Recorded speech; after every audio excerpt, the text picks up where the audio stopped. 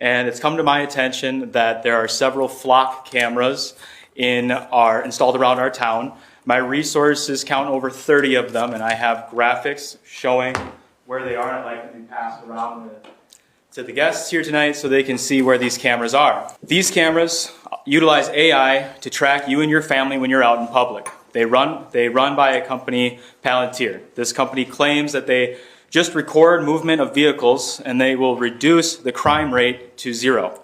However, people much more educated than I on these cameras have proven this to be false when speaking to their city councils. They do not monitor where you drive, but they also monitor where you walk, what you do, what you say, what's on your phone when you walk by, and they spy on you all the time.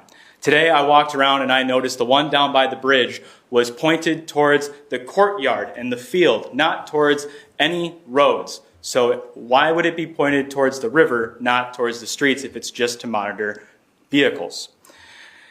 Also, in order to bring the crime rate down to zero, they would need to be able to predict crime before it happens, and I think that that is a slippery slope.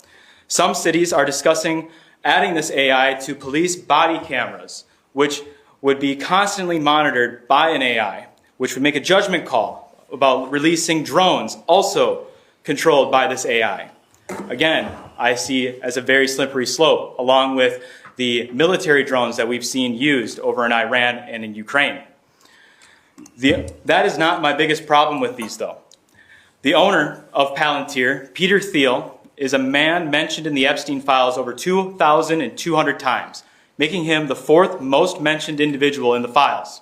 He accepted $40 million that we know about from Epstein.